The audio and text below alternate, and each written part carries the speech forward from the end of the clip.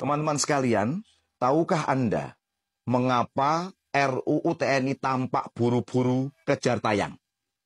Menurut informasi, rencana RUU ini akan disahkan menjadi undang-undang pada hari ini Kamis 20 Maret 2025. Yuk kita bahas bersama. Di tengah banjir kritik publik, 8 fraksi DPR RI secara bulat sepakat membawa RUU TNI dalam pembicaraan tingkat 2 untuk disahkan menjadi undang-undang pada rapat paripurna DPR yang rencana akan dilaksanakan hari ini Kamis 20 Maret 2025. Sikap DPR ini patut dipertanyakan. Mengapa? Mengingat RUU TNI sebelumnya tidak masuk dalam program legislatif nasional Prolegnas Prioritas 2025. Dan RUU TNI ini baru diusulkan masuk Prolegnas Prioritas sebagai inisiatif pemerintah pasca dikeluarkannya surat presiden atau surpres pada 13 Februari 2025. Usulan tersebut disetujui melalui rapat paripurna 18 Februari 2025. Dan sejak saat itu, pembahasan RUU TNI gencar dilakukan.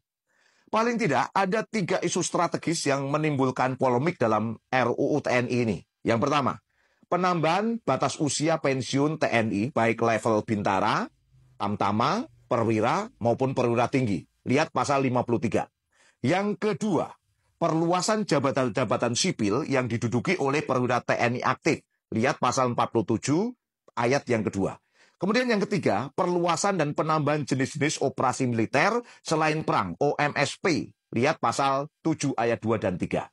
Pasal-pasal krusial ini seperti tanda petik hadiah pada TNI yang selama ini merasa terkungkung karena dicabutnya dwifungsi ABRI sehingga ruang geraknya terasa terbatas.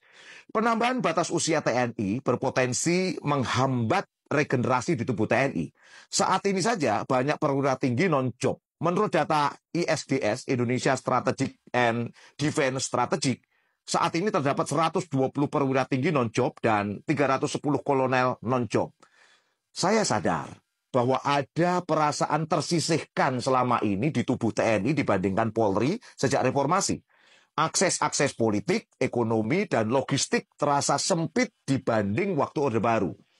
RUU TNI ini memberikan peluang masuk yang jauh ke dalam ruang-ruang sipil. Hal ini seperti mengembalikan dwifungsi ABRI sehingga kekuasaannya luas. Saya berpandangan Pak Presiden Prabowo, DPR, dan TNI harus menyadari ada trauma di hati rakyat terkait dwifungsi TNI atau ABRI ini. Jangan sampai nanti muncul resistensi panjang pada rakyat. Kemudian melalui perluasan operasi militer selain perang OMSP berpotensi membahayakan profesionalisme militer dan menimbulkan pecah konsentrasi. Dampaknya tentu buruk untuk TNI yang harusnya fokus pada pertahanan negara dan dari berbagai kekuatan luar yang mengancam. Saya khawatir RUU TNI yang cenderung memberikan tanda petik hadiah kepada TNI ini berpeluang besar memperkuat hubungan patron klien penguasa, dalam hal ini Presiden dengan TNI. Hal ini dapat menjadikan TNI menjadi alat kekuasaan yang bisa dijadikan alat untuk menekan hak-hak masyarakat. Jadilah abuse of power, penyalahgunaan kekuasaan.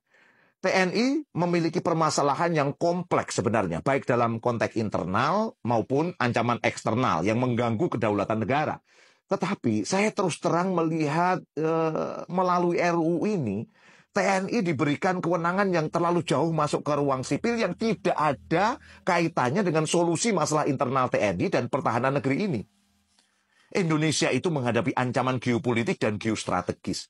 Indonesia dekat dengan konflik Laut Cina Selatan yang menjadi ancaman nyata bagi kedaulatan Indonesia.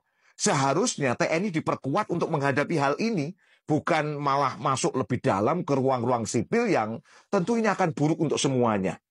Hal yang paling penting untuk TNI saat ini adalah, dan ya sekaligus ini menjadi harapan besar saya sebagai rakyat. Yang pertama, peningkatan kapasitas dan kualitas personil TNI menuju profesionalisme TNI yang berkarakter kuat, pemberani, terampil berperang, tidak pengecut, dan yang terpenting adalah bertakwa pada Allah Subhanahu wa Ta'ala. Yang kedua, peningkatan kesejahteraan TNI, tetapi tentu kesejahteraan tanpa merusak doktrin militernya dengan kemudian masuk terlalu jauh ke ruang sipil seperti dalam RUU TNI ini. Negara harus mengoptimalkan kekayaan negeri ini untuk mencukupi kebutuhan asasi rakyat, termasuk untuk kesejahteraan TNI.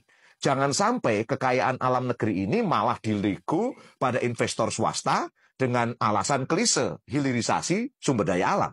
Yang ketiga, membangun doktrin jihad pada tubuh TNI agar siap menjaga kedaulatan Indonesia dari berbagai ancaman luar, terutama Amerika Serikat dan Cina.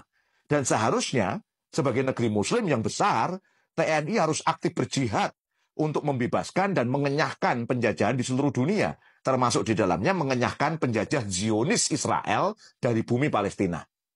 Tetapi, gimana ya? Saya sering bertanya apakah harapan dan cita-cita saya ini bisa terwujud. Ya kalau sistemnya kapitalis seperti sekarang dan pemimpinnya hanya omon-omon, tak ada ketegasan, keberanian, ya berat rasanya. Kalau model beginian, TNI hanya akan menjadi alat politik kekuasaan. Menuju tentara yang kuat dan berwibawa, diperlukan sistem Islam dalam kepemimpinan khalifah yang bertakwa, pemberani dan amanah. Allahu Akbar.